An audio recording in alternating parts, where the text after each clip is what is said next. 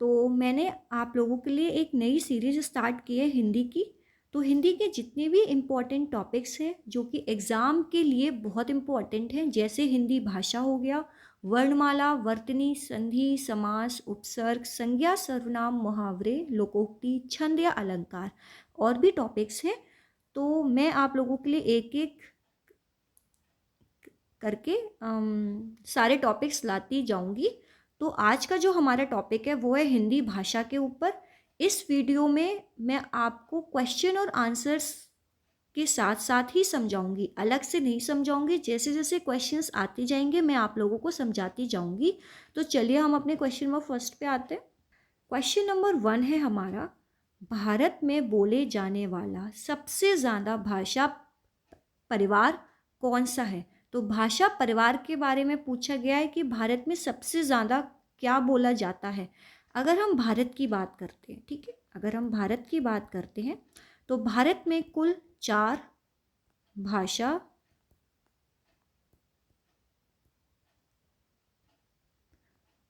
परिवार हैं। कितने परिवार हैं? 4 भाषा परिवार हैं। कौन कौन से? नंबर फर्स्ट भारोपीय,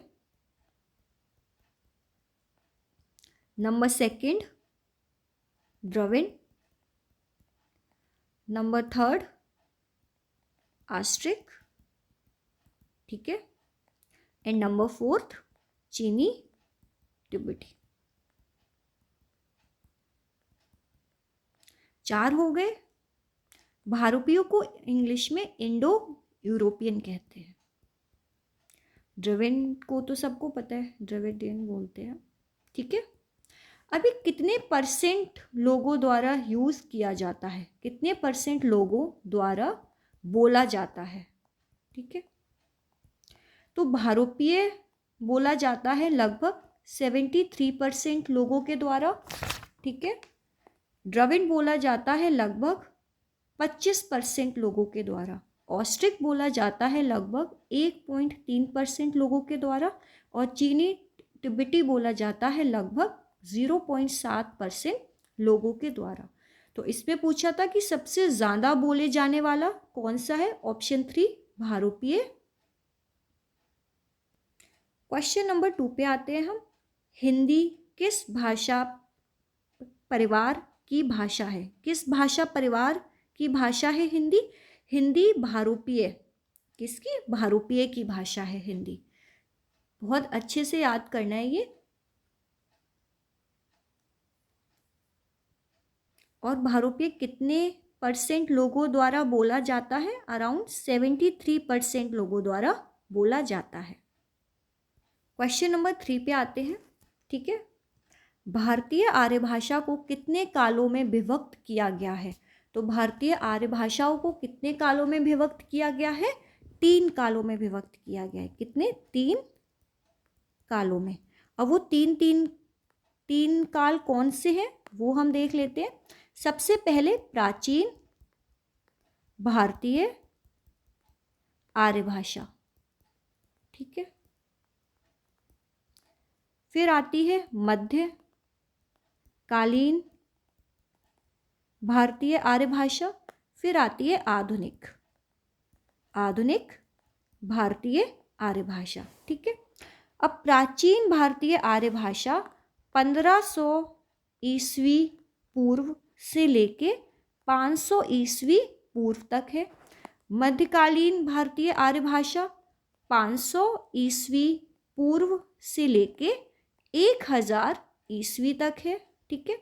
आधुनिक भारतीय आर्य भाषा 1000 ईस्वी से लेके अब तक, ठीक है। अब इसमें कौन कौन सी भाषा आती है? तो प्राचीन भारतीय आर्य भाषाओं में कौन सी भाषा आती है? वैदिक, संस्कृत। मध्यकालीन आर्य भाषाओं भारतीय आर्य भाषाओं में कौन सी भाषाएं आती हैं? पाली, प्राकृत और अपभ्रंश, ठीक है। आधुनिक भारतीय आर्य भाषा में कौन सी भाषा आती है? जो हमारी हिंदी की भाषाएं हैं, हिंदी, जो अभी की हिंदी है उसकी भाषाएं हैं, जैसे बांग्ला, ठीक है, मराठी, गुजराती, पंजाबी आदि। तो भारतीय आर्य भाषाओं को कितने कालों में विभक्त किया गया? भारतीय आर्य भाषाओं को 3 कालों में विभक्त किया गया, ठीक है। प्राचीन भारतीय आर्य भाषा, मध्यकालीन भारतीय आर्य भाषा और आधुनिक भारतीय आर्य भाषा। तो अब करेक्ट, तो हमारे पास सही ऑप्शन कौन सा है? ऑप्शन 3। क्वेश्चन नंबर 4, भारत की पहली देश भाषा कौन सी है? तो देश भाषा बतानी है, भारत की पहली देश भाषा कौन सी थी? तो इसका आंसर है आंसर 2 पाली, ठीक है। पाली भारत की प्रथम देश भाषा मानी गई है। और पाली किनके द्वारा प्रयोग में लाई गई थी? भगवान बुद्ध के जितने भी उपदेश थे, उपदेश पाली में है, ठीक है।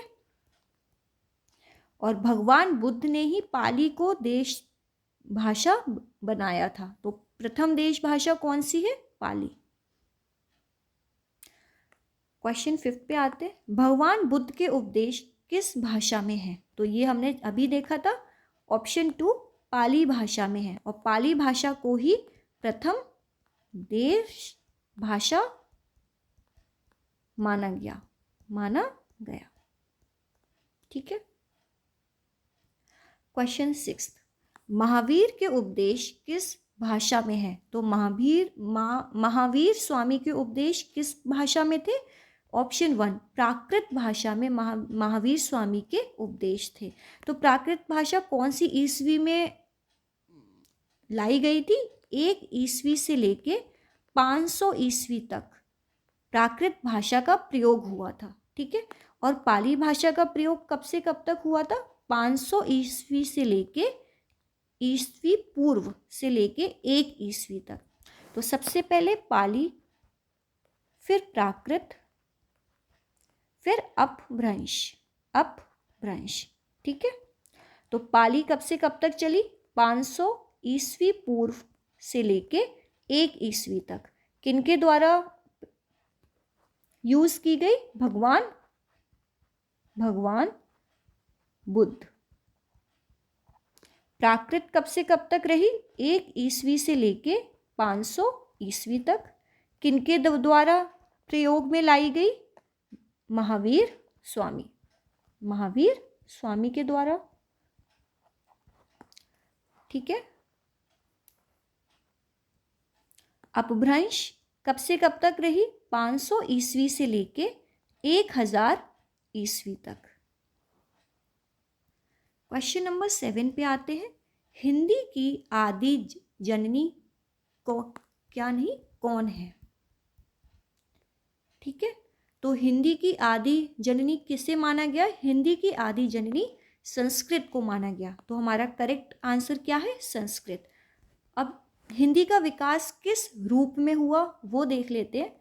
तो सबसे पहले संस्कृत आई, संस्कृत से पाली, पाली से प्राकृत, प्राकृत से अपभ्रंश, ठीक है, अपभ्रंश से अबहट,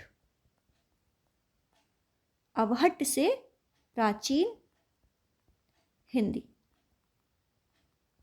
तो हिंदी की आदि जननी किसे माना जाता है? हिंदी की आदि जननी संस्कृत भाषा को माना जाता है। क्वेश्चन नंबर 8, हिंदी भाषा का इतिहास का आरंभ किससे माना जाता है? तो हिंदी भाषा के इतिहास का आरंभ अपभ्रंश से माना जाता है, ठीक है। संस्कृत क्या है? संस्कृत हिंदी की आदि जननी है। कौन है? आदि जननी। लेकिन इसका इतिहास कहाँ से शुरू हुआ? हिंदी का इतिहास अपभ्रंश से शुरू हुआ, ठीक है।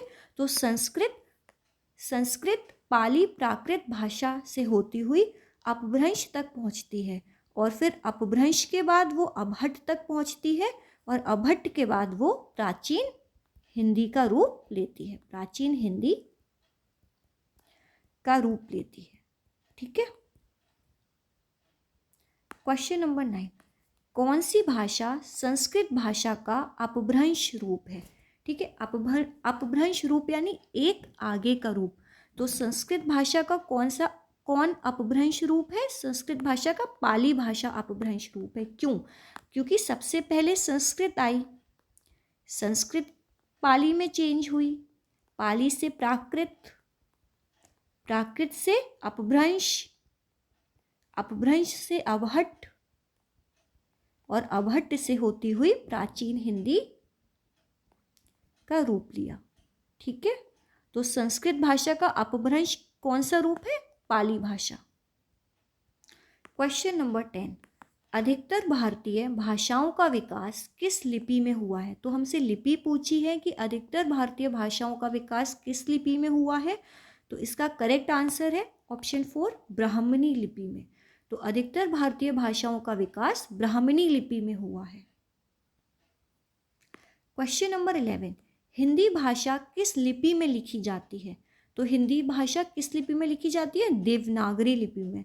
तो correct option is option 2, Devanagari लिपि। अब हम यहाँ देख लेते हैं कि भाषा और लिपि में क्या अंतर है। ठीक है, भाषा और लिपि में क्या अंतर है? अगर हम अपने भाव या विचार ध्वनियों, संकेतों की सहायता से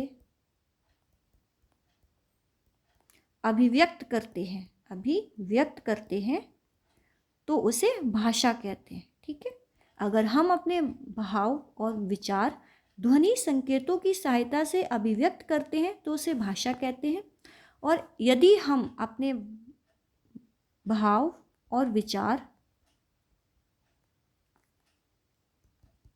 लिखित भाषा, लिखित वर्ण संकेतों से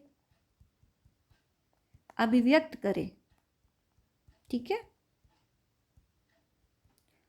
तो उसे लिपि कहते हैं। अगर हम मुंह से बोल दें, अगर हम मुंह से कुछ बोलते हैं तो उसको भाषा कहेंगे। अगर हम उसी भाषा को कॉपी पे लिख दें तो जो वो लिखे हुए अक्षर हैं उनको लिपि कहते हैं। ठीक है, भारत में सभी लिपियां ब्राह्मणी लिपि की हैं। भारत में अक्सर सभी भाषाएं कौन सी लिपि में लिखी गई हैं? ब्राह्मणी लिपि में।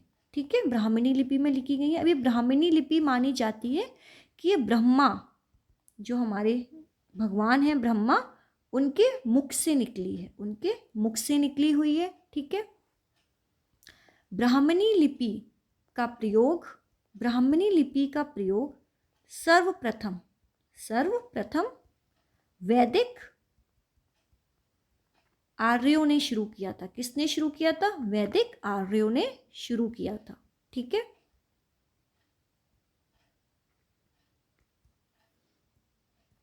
एक और इसमें बहुत इंपॉर्टेंट पॉइंट है कि गुप्त काल, कौन से काल में? गुप्त काल में ब्राह्मी के दो भेद हुए। ठीक है, गुप्त काल में ब्राह्मणी लिपि को दो पार्ट्स में डिवाइड किया गया। एक आता है हमारे पास उत्तरी ब्राह्मी और दूसरा दक्षिणी। ठीक है, जो ये दक्षिणी है इससे हमारे पास तमिल लिपि, ठीक है, कलिंग लिपि आदि का विकास हुआ। और जो उत्तरी ब्राह्मणी थी इससे हमारे पास नागरी, और नागरी से देवनागरी का विकास हुआ। ठीक है, तो कौन से काल में दो भागों में बांटा गया? गुप्त काल में ब्राह्मी लिपि को दो भागों में बांटा गया। क्वेश्चन नंबर 12, देवनागरी लिपि का सही विकास क्रम क्या है? तो हमें विकास क्रम बताना है देवनागरी लिपि का। तो सबसे पहले ब्राह्मी, फिर गुप्त, फिर नागरी, फिर देवनागरी। तो हमने क्या कहा था? कि गुप्त काल में ब्राह्मी लिपि को 2 पार्ट्स में डिवाइड किया गया था, एक उत्तरी और एक दक्षिणी। ठीक है, जो उत्तरी ब्राह्मी थी उससे गुप्त लिपि आई, गुप्त लिपि का विकास हुआ। गुप्त लिपि से कुटिल लिपि का विकास हुआ, कुटिल लिपि के 2 भाग किए गए, एक नागरी और दूसरा शारदा। जो शारदा भाग है उससे गुरुमुखी लिपि, कश्मीरी, ठीक है, टाकरी का विकास हुआ। जो नागरी है इसके फिर से 2 भाग किए गए, एक पश्चिमी शाखा बनी और एक पूर्वी। पश्चिमी शाखा में कौन कौन सी लिपियां आती हैं? देवनागरी लिपि हो गई, देवनागरी, ठीक है, राजस्थानी, गुजराती,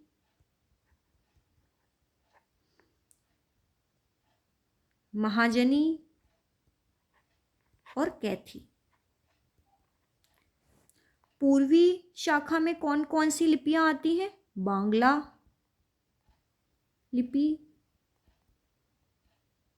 असमी और उड़िया। ठीक है, तो ये बहुत अच्छे से याद रखना है कि गुप्त काल में ब्राह्मी लिपि के 2 भाग किए गए, एक उत्तरी और एक दक्षिणी। दक्षिणी से हमारे पास कौन सी लिपि का विकास हुआ? तमिल लिपि का विकास हुआ, ग्रंथ लिपि का विकास हुआ। उत्तरी भाग से गुप्त लिपि का विकास हुआ, गुप्त लिपि से कुटिल लिपि का विकास हुआ। कुटिल लिपि के 2 भाग किए गए, एक नागरी और दूसरा शारदा। शारदा लिपि से हमारे पास गुरुमुखी, कश्मीरी और टाकरी का विकास हुआ। नागरी के फिर से 2 भाग किए गए, एक पश्चिमी शाखा और एक पूर्वी शाखा। पश्चिमी शाखा से देवनागरी, राजस्थानी, गुजराती, महाजनी और कैथी का विकास हुआ। पूर्वी शाखा से बांग्ला लिपि, असमी और उड़िया का विकास हुआ। ठीक है, क्वेश्चन नंबर 13, हिंदी भाषा के विकास का सही क्रम क्या है? तो हमें क्रम बताना है कि सही क्रम क्या है। ये हमने अभी देखा था पहले कि सबसे पहले संस्कृत, फिर पाली, फिर प्राकृत, फिर अपभ्रंश और फिर हिंदी। तो संस्कृत, पाली से और प्राकृत से निकलती हुई अपभ्रंश, अपहट्ट से होती हुई प्राचीन हिंदी का रूप लेती है। तो इसका ऑप्शन क्या सही है? ऑप्शन 1। क्वेश्चन नंबर 14, विकास की दृष्टि से प्राकृत के पूर्वकालीन अवस्था का क्या नाम है? तो प्राकृत के पूर्वकालीन अवस्था विकास की दृष्टि से क्या होगी? पाली। तो option 4 is correct. Question number 15 पे आते हैं हम। राजस्थानी और गुजराती किस अपभ्रंश से विकसित हुई हैं? तो हमें उस अपभ्रंश का नाम बताना है जिससे राजस्थानी और गुजराती विकसित हुई है। उस अपभ्रंश का नाम है शौरसेनी। तो हमारा सही ऑप्शन क्या है? ऑप्शन 2 शौरसेनी। चलो अब हम अपभ्रंश के बारे में देखते हैं। अपभ्रंश से पहले संस्कृत हमने देख लिया, पाली हमने देख ली, उसके बाद प्राकृत के बारे में भी देख लिया। अब अपभ्रंश के बारे में देखते हैं। अपभ्रंश का विकास 500 ईस्वी से लेके 1000 ईस्वी के मध्य हुआ। ठीक है, इसका साहित्य, अगर हम इसमें साहित्य की बात करते हैं अपभ्रंश में, तो उसका आरंभ 8वीं सदी में किया गया। कब किया गया? 8वीं सदी। और कौन से कवि के द्वारा किया गया? स्वयंभू कवि के द्वारा 8वीं सदी में किया गया। ठीक है, अब अपभ्रंश के प्रमुख रचनाकार, अपभ्रंश के प्रमुख रचनाकार कौन कौन है, हम उनके बारे में भी एक बार देख लेते हैं। कौन है रचनाकार? स्वयं स्वयंभू। इन्होंने कौन सी रचना लिखी थी? इन्होंने लिखा था राम काव्य, राम काव्य।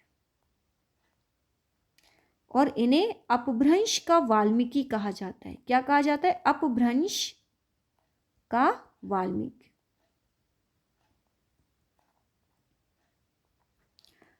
पहले। दूसरे नंबर पे आते हैं धनपाल। तीसरे नंबर पे आते हैं पुष्पदंत। ठीक है। और कौन से हैं?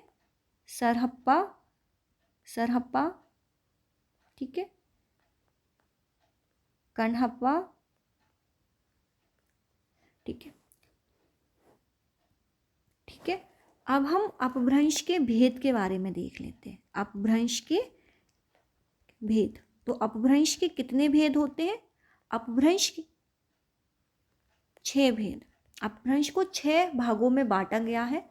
सबसे पहले शौरसेनी। ठीक है। शौरसेनी के बाद अर्धमागधी, फिर मागधी, फिर खस, फिर ब्राह्मण, फिर महाराष्ट्री। तो ये सॉरी कितने में? 6 में। सही है, 6 में बांटा गया है। ठीक है। अब इनसे कौन कौन सी आर्य भाषाओं का विकास हुआ? अपभ्रंश के 6 भेद हमने कर लिए। शौरसेनी, अर्धमागधी, मागधी, खस, ब्राह्मण और महाराष्ट्री। अब इनसे कौन कौन सी भारतीय आर्य भाषाओं का विकास हुआ? शौरसेनी से हमारे पास 3 भारतीय आर्य भाषाओं का विकास हुआ। कौन कौन सी? पश्चिमी हिंदी, पश्चिमी हिंदी। ठीक है। राजस्थानी और गुजराती। अर्धमागधी से हमारे पास एक भारतीय आर्य भाषा का विकास हुआ। किसका? पूर्वी हिंदी का। ठीक है। मागधी से हमारे पास 4 भारतीय आर्य भाषाओं का विकास हुआ। कौन कौन सी? बिहारी, असमिया,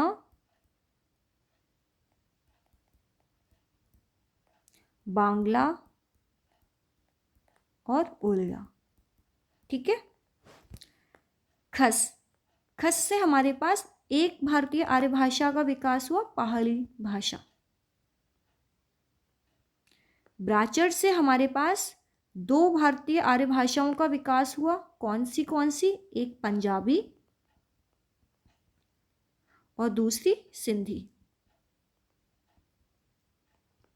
और महाराष्ट्र से हमारा एक आर्य भाषा का विकास हुआ। किसका? मराठी।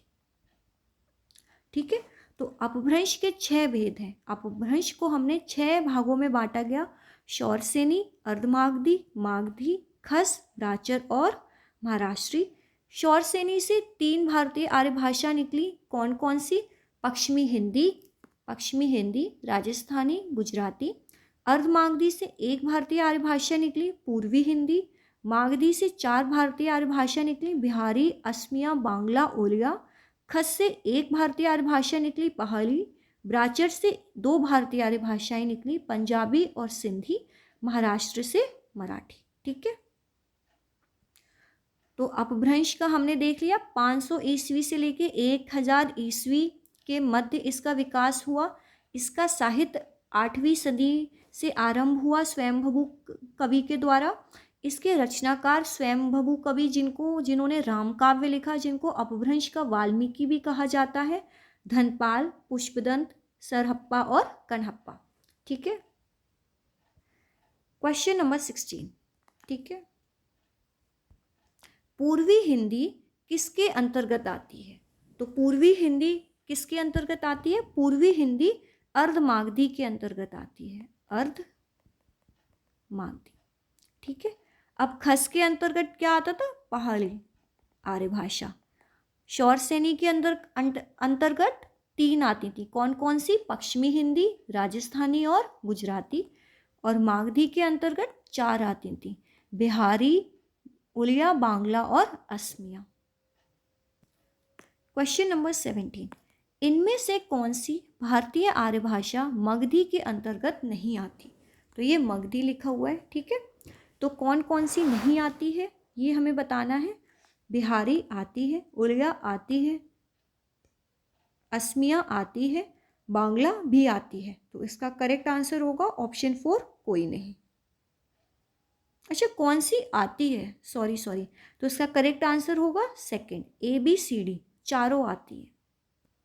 क्वेश्चन नंबर 18, अपभ्रंश का वाल्मीकि किसे कहा जाता है? तो ये हमने देखा था कि अपभ्रंश का वाल्मीकि स्वयंभू को कहा जाता है। किसे कहा जाता है? स्वयंभू को कहा जाता है। और इन्होंने क्या लिखा था? इन्होंने राम काव्य लिखा था, राम काव्य लिखा था, ठीक है।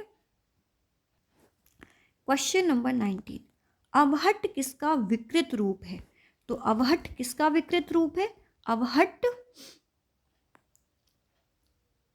अपभ्रष्ट शब्द का किसका ये गलत लिखा हुआ है, यहाँ पे आएगा अपभ्रष्ट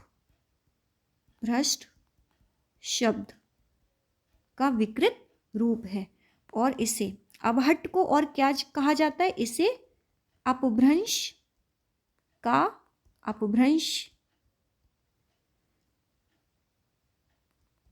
कह सकते हैं। और क्या कह सकते हैं इसको? परवर्ती अपभ्रंश भी कह सकते हैं, ठीक है।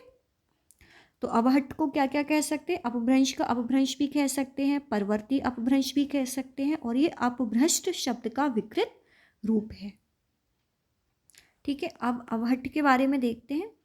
तो इसका विकास 900 ईस्वी से लेकर 1100 ईस्वी के मध्य हुआ। कब से कब तक हुआ? 900 ईस्वी से लेके 1100 ईस्वी के मध्य हुआ। जो इसमें प्रमुख रचनाकार अवहट्ट के कौन कौन से हैं? तो सबसे पहले है अब्दुर रहमान।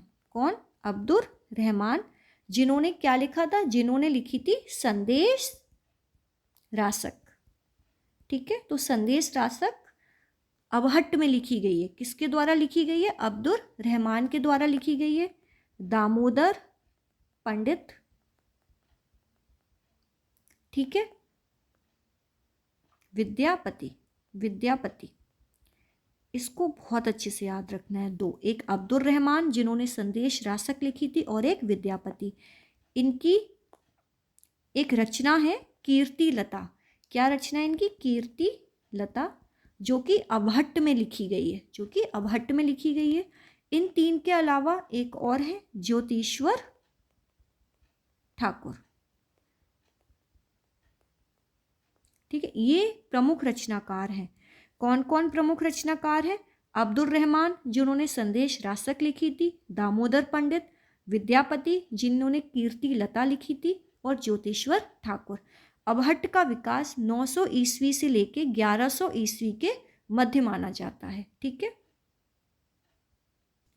क्वेश्चन नंबर 20, संदेश रासक किसकी रचना है?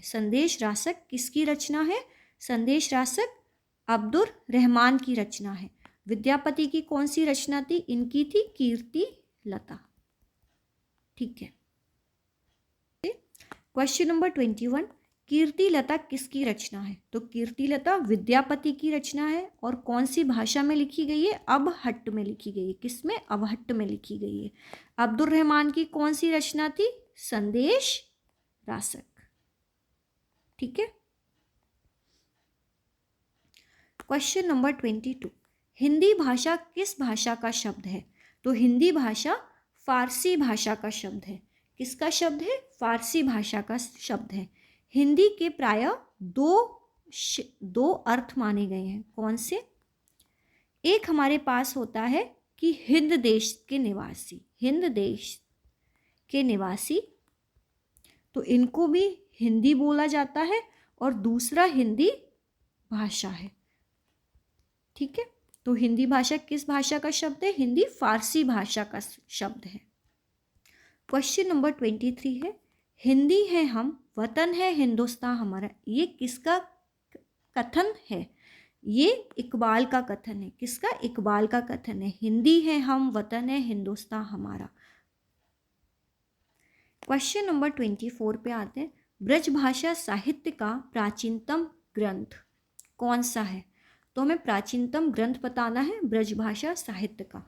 तो उससे पहले हम देख लेते हैं कि जो हिंदी की आर्य भाषा थी उसे हमने 3 पार्ट्स में डिवाइड किया गया था। ठीक है, सबसे पहले प्राचीनतम भारतीय आर्य भाषा, फिर आधुनिक फिर मध्यकाल कालीन भारतीय आर्य भाषा, और फिर आधुनिक भारतीय आर्य भाषा। प्राचीनतम भारतीय आर्य भाषा में हमने संस्कृत देखी थी। ठीक है, मध्यकाल में हमने पाली, प्राकृत और अपभ्रंश देखी थी। अब हम आधुनिक भारतीय आर्य भाषा में आ जाते हैं। ठीक है, आधुनिक भारतीय आर्य भाषाओं को फिर से 3 काल में डिवाइड किया गया है। कितने काल में डिवाइड किया गया है? 3 काल में। तो सबसे पहले हमारे पास होता है आदिकाल। ठीक है, फिर मध्यकालीन हिंदी, और फिर आधुनिक कालीन हिंदी। ठीक है, अब आदिकाल कौन सा काल था? तो हिंदी का आदिकाल हिंदी भाषा का शिशुकाल भी माना गया है। तो इसको हम शिशुकाल भी कहते हैं। क्या कहते हैं? शिशुकाल। और ये कौन सा काल था? ये वह काल था जब अपभ्रंश और अवहट्ट का प्रभाव हिंदी पर मौजूद था। ठीक है, शिशुकाल में। मध्यकाल में क्या हुआ कि वो जो इनका प्रभाव था अपभ्रंश का और अवहट्ट का जो प्रभाव था वो धीरे धीरे कम होता गया। शिशुकाल में मौजूद था, और जो हिंदी की बोलियां हैं वो निश्चित रूप से विकसित नहीं हुई थी। ठीक है, पहला पॉइंट। दूसरा पॉइंट क्या है? हिंदी की बोलियां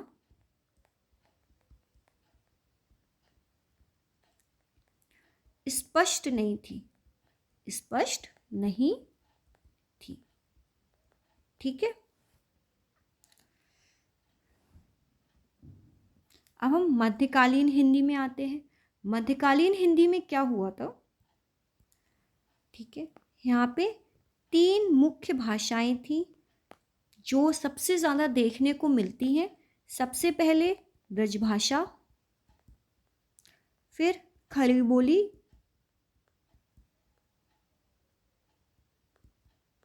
और फिर अवधी।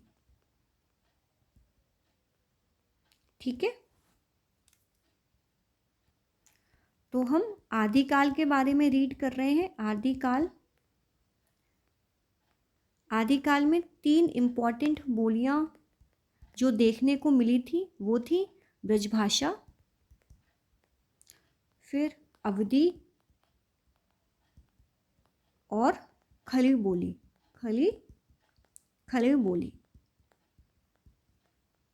ठीक है, ब्रजभाषा, अवधी, खड़ी बोली, ब्रजभाषा। अब जो प्राचीन ब्रजभाषा थी, प्राचीन हिंदी काल की जो ब्रजभाषा थी वो अपभ्रंश और अवहट्ट से ही जीवन रस लेती थी। किससे? अपभ्रंश या अवहट्ट से जीवन रस लेती है। ठीक है, सबसे प्राचीनतम ग्रंथ कौन सा है? सबसे प्राचीनतम ग्रंथ किनका है? सुधीर अग्रवाल का प्रघुम्न चरित्र। तो प्रघुम्न चरित्र सुधीर अग्रवाल का ब्रज भाषा में सबसे प्राचीनतम ग्रंथ माना गया है। ठीक है, अगर हम अवधि पे आते हैं तो की अवधि की पहली कृति किनकी है? मुल्ला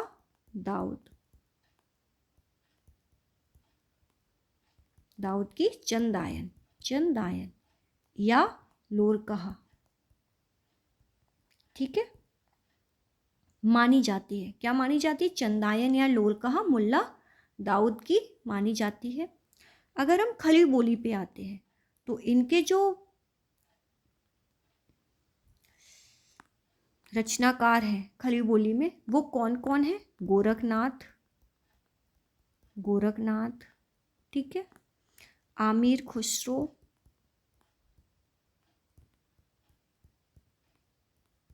जयदेव और नामदेव, ठीक है। तो ये हमने आदिकाल के बारे में रीड कर लिया। आदिकाल को शिशु काल के नाम से भी जाना जाता है।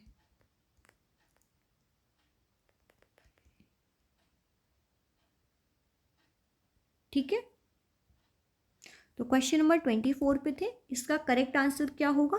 प्रगुम्न चरित्र किसके द्वारा लिखी गई है? सुधीर अग्रवाल, ठीक है। क्वेश्चन नंबर 25 पे आते। अवधि की पहली रचना किसे माना जाता है? तो अवधि की पहली रचना कौन है? लोरकहा या चंदायन। तो हमारा करेक्ट आंसर क्या है? ऑप्शन 2। किसके द्वारा लिखी गई है?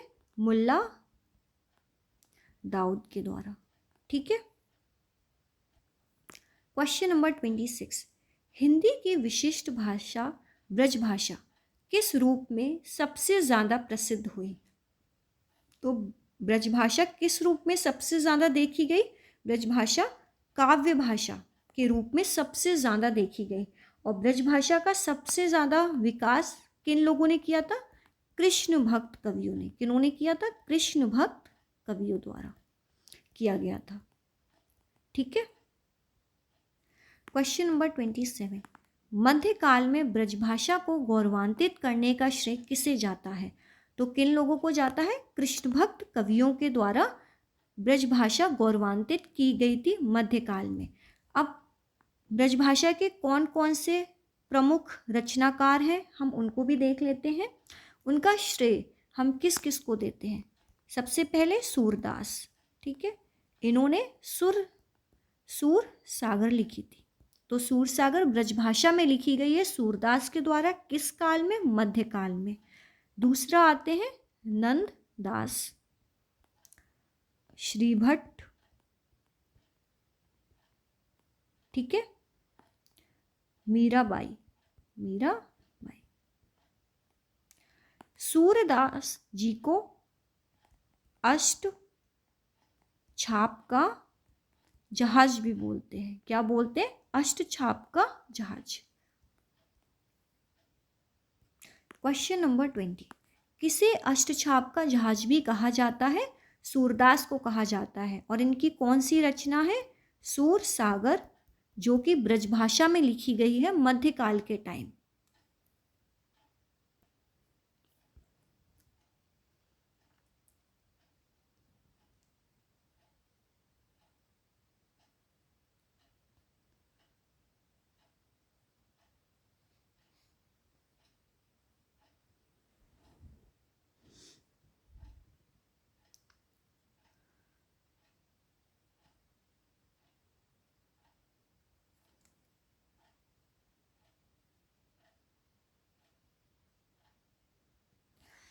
आशय थोड़ा सा गलत हो गया था। तो सबसे पहले हमारे पास आते हैं पूर्व मध्यकाल, ठीक है, पूर्व मध्यकाल, जिसको भक्ति काल के नाम से भी जाना गया। किस काल से? भक्ति काल के नाम से भी जाना गया। और दूसरा आता है उत्तर मध्यकाल, ठीक है, उत्तर मध्य काल, जिसको रीति काल के नाम से जाना गया। रीति काल के नाम से जाना गया। भक्ति काल में कृष्ण भक्त कवियों के द्वारा साहित्य लिखा गया। किनके द्वारा साहित्य लिखा गया? कृष्ण भक्त कवियों के द्वारा। कौन कौन थे कृष्ण भक्त कवि? सूरदास, मीराबाई, श्रीभट्ट, ठीक है। और उत्तर मध्यकाल को रीतिकाल के नाम से जाना गया। तो इसमें कौन कौन से कवि थे? केशवदास,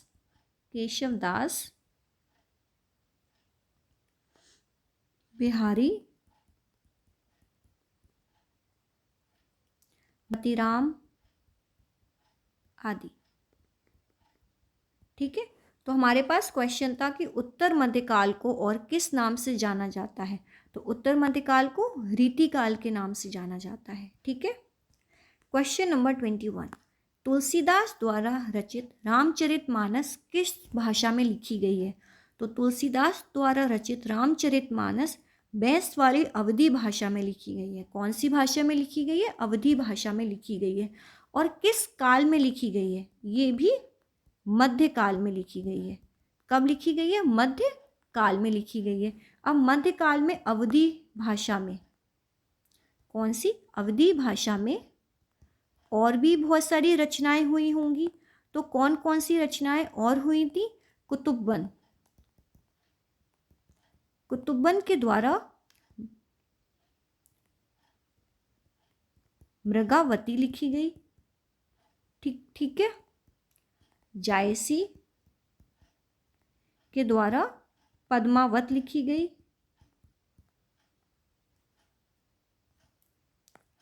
मंझन के द्वारा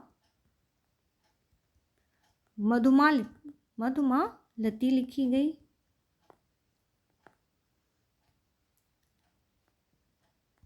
उस्मान के द्वारा चित्रावली लिखी गई, ठीक है। और ये सारे कौन से कवि थे?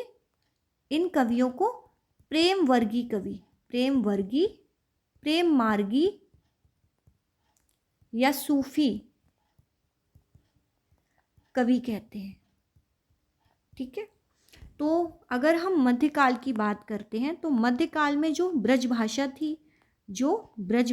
थी उसे कृष्ण भक्त कवियों द्वारा प्रयोग किया गया या प्रसिद्ध किया गया। और जो अवधी भाषा थी उसे प्रेम मार्गी या सूफी कवियों के द्वारा प्रतिष्ठित किया गया, ठीक है। कौन कौन से प्रेम वर्गी कवि थे? कुतुब्बन जिन्होंने मृगावती लिखी, जायसी पद्मावत, मंझन मधुमालती, उस्मान चित्रावली। क्वेश्चन नंबर 22 देखते हैं, सही मिलाएं, ठीक है। तो ये हमने भी जस्ट ऊपर समझा था। कुतुब्बन ने क्या लिखी थी? कुतुब्बन ने मृगावती लिखी थी, ठीक है। जायसी के द्वारा पद्मावत लिखी गई है। मंझन के द्वारा मधुमालती लिखी गई है। उस्मान के द्वारा चित्रावली लिखी गई है। और ये सारी किस भाषा में है? ये अवधी भाषा में है। किस भाषा में है? अवधी भाषा में। क्वेश्चन नंबर 23, सही मिलान करें। क्वेश्चन नंबर 23, सही मिलान करें, ठीक है। अब हम प्राचीन काल से बाहर निकल के मध्यकाल में आ गए। अब मध्यकाल से हम आधुनिक हिंदी पे आते हैं। आधुनिक हिंदी कौन सी है? जो हम अभी आजकल में जो हम भाषा यूज़ कर रहे हैं उसको आधुनिक हिंदी कालीन भाषा बोलते हैं। तो इस काल में क्या हुआ था कि हिंदी के आधुनिक काल तक आते आते ब्रजभाषा जनभाषा से काफ़ी दूर हट चुकी थी। तो अगर हम आधुनिक काल की बात करें, आधुनिक कालीन हिंदी की बात करें, तो क्या इंपॉर्टेंट पॉइंट है कि ब्रजभाषा अलग हो चुकी थी, यानी समाप्त हो चुकी थी, ठीक है, जनभाषा से। दूसरी हमारे पास कौन सी भाषा थी? अवधी, वो भी खत्म हो चुकी थी। तो हमारे पास तीसरी भाषा बचती है खड़ी बोली, ठीक है। तो हिंदी का विकास, जो अभी हिंदी है, जो हम आजकल में जो हिंदी प्रयोग में ला रहे हैं, उसका विकास खड़ी बोली से हुआ है। तो इसमें हमें इस क्वेश्चन में क्या है, इस क्वेश्चन में बताना था कि सही मिलान करें। ठीक है, सदासुख लाल, सदासुख लाल ने क्या लिखी है, सुख सागर, सदासुख लाल ने सुख सागर लिखी है। ईशा अल्लाह खां रानी केतकी की कहानी, लल्लू लाल जी, लल्लू लाल जी ने चंद्रावती लिखी थी शायद, लल्लू लाल जी ने प्रेम सागर लिखी है, और सदल मिश्र ने चंद्रावती लिखी है। ठीक है, सदासुख लाल सुख सागर, ईशा अल्लाह खां रानी केतकी की कहानी, लल्लू लाल जी प्रेम सागर, और सदल मिश्र चंद्रावती। और ये सारी रचनाएं खड़ी बोली में की गई हैं। ठीक है,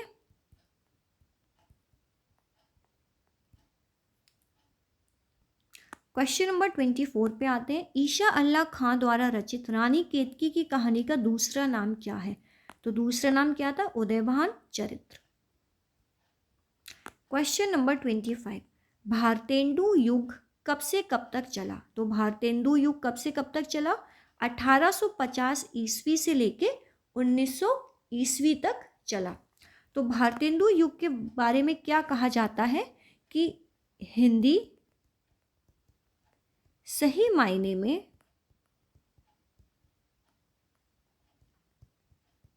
इसी काल में नई चाल में ढली, नई चाल में ढली। ठीक है, कौन से में? भारतेंदु युग के बारे में। अब भारतेंदु युग के बाद कौन सा युग आया था? इसके बाद आया था द्विवेदी युग, जो कब से कब तक चला? 1900 ईस्वी से लेके 1920 ईस्वी तक चला। आचार्य किसके नाम पर रखा गया इस युग का नाम द्विवेदी युग? आचार्य महावीर प्रसाद द्विवेदी। ठीक है, और ये कौन थे? ये एक पत्रिका निकलती थी जिसका नाम था सरस्वती। इस सरस्वती पत्रिका के संपादक थे। ठीक है, अब सबसे एंड में हमारे पास आता है छायावाद, छायावाद युग। ये कब से कब तक चला? ये 1918 ईस्वी से लेके 1936 ईस्वी तक चला, छायावाद युग। इसके प्रमुख रचनाकार कौन कौन से हैं? प्रसाद, ठीक है, पंत, निराला, निराला जी, महादेवी वर्मा, महादेवी वर्मा, और रामकुमार वर्मा। और भी हैं बट ये इंपॉर्टेंट है। ठीक है,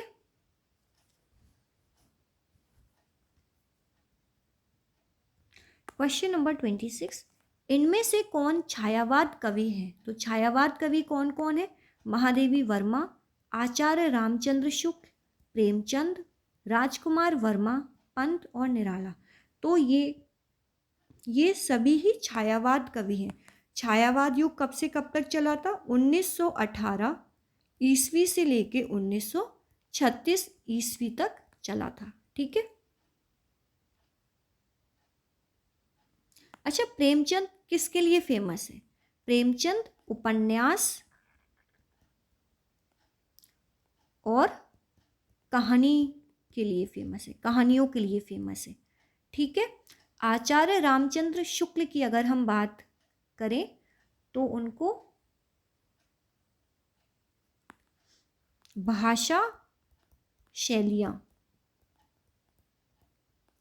स्थापित करने के लिए जाना जाता है।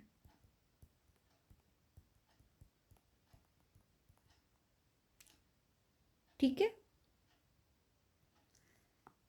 और ये किसके लिए प्रसिद्ध है? गद्य साहित्य के लिए, गद्य साहित्य के लिए। और अगर हम जयशंकर प्रसाद की बात करें, ठीक है, अगर हम जयशंकर प्रसाद की बात करें तो जयशंकर प्रसाद किसके लिए प्रसिद्ध है? वो नाटक के लिए प्रसिद्ध है, नाटक के लिए। ठीक है। क्वेश्चन नंबर 27, ब्रजबुली नाम से जानी जाती है, तो कौन सी भाषा है जो ब्रजबुली नाम से जानी जाती है? इसका करेक्ट आंसर है पुरानी बांग्ला। तो ब्रजबुली पुरानी बांग्ला का नाम है। तो ब्रजबुली किसके द्वारा प्रयोग में लाई गई थी? ब्रजबुली कहाँ से उठी?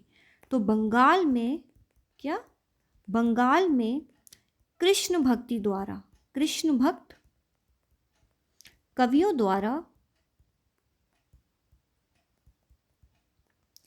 प्रचारित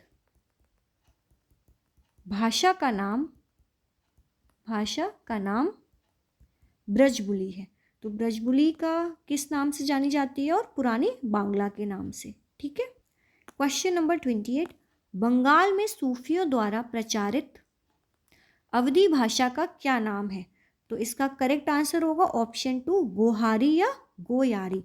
तो बंगाल में अगर कृष्ण भक्ति द्वारा प्रचारित भाषा का क्या नाम है? ब्रजबुली। सूफी द्वारा प्रचारित अवधी भाषा का क्या नाम है? गोहारी या गोयारी। क्वेश्चन नंबर 29, किसने हिंदी को आम बोलचाल की भाषा कहा है? तो किसने कहा था? ऑप्शन 1, जॉर्ज ग्रियर्सन ने कहा था। जॉर्ज ग्रियर्सन ने हिंदी को आम बोलचाल की भाषा की संज्ञा दी थी। क्वेश्चन नंबर 30, किसने कहा था कि राष्ट्रभाषा के बिना राष्ट्र गूंगा है? तो ये किसने कहा था? ये महात्मा गांधी जी ने कहा था कि राष्ट्रभाषा के बिना राष्ट्र गूंगा है। क्वेश्चन नंबर 31, हिंदी साहित्य सम्मेलन की स्थापना कब हुई थी? तो हिंदी साहित्य सम्मेलन की स्थापना 1910 ईस्वी में हुई थी। और कहाँ हुई थी? प्रयागराज, जिसको इलाहाबाद के नाम से भी जाना जाता है। और इसके प्रथम सभापति कौन थे? तो प्रथम सभापति कौन थे? मदन मोहन मालवीय। मदन मोहन मालवीय। ठीक है।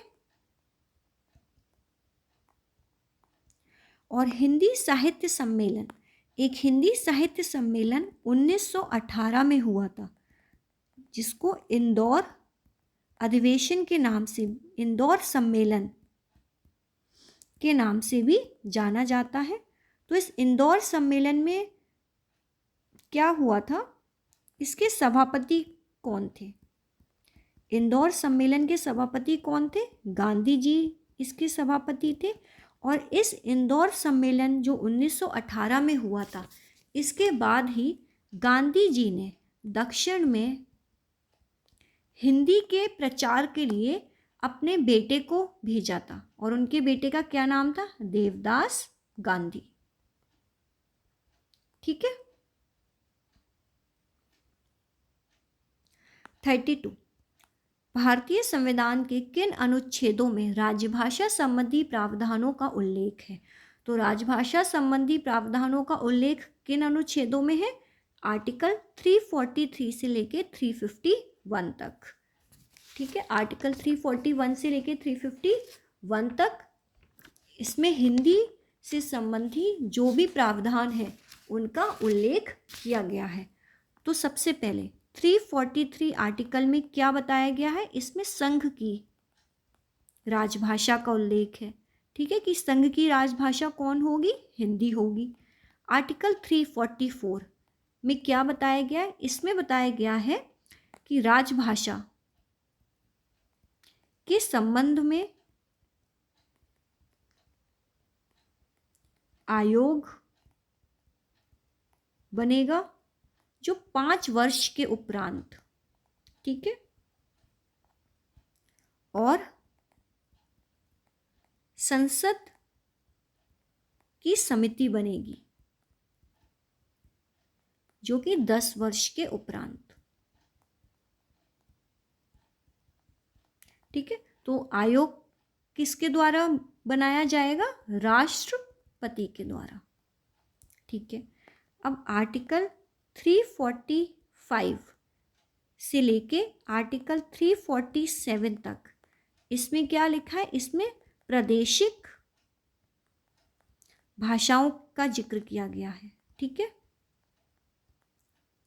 आर्टिकल 348 से आर्टिकल 349 तक इसमें किसके बारे में, एससी या एचसी की भाषा, कि हाई कोर्ट और सुप्रीम कोर्ट के जो दस्तावेज होते हैं, जो इसमें कामकाज होते हैं, वो किस भाषा में किए जाएंगे। आर्टिकल 350, इसमें विशेष निर्देश दिए गए हैं, जैसे अल्पसंख्यक वर्गों के लिए, भाषाई अल्पसंख्यक वर्गों के लिए एक विशेष अधिकारी की नियुक्ति होगी जो कि राष्ट्रपति के द्वारा की जाएगी, ठीक है। और भाषाई अल्पसंख्यक वर्गों के लिए प्राथमिक स्तर पर मातृभाषा की शिक्षा उपलब्ध कराई जाएगी। आर्टिकल 351, इसमें हिंदी के विकास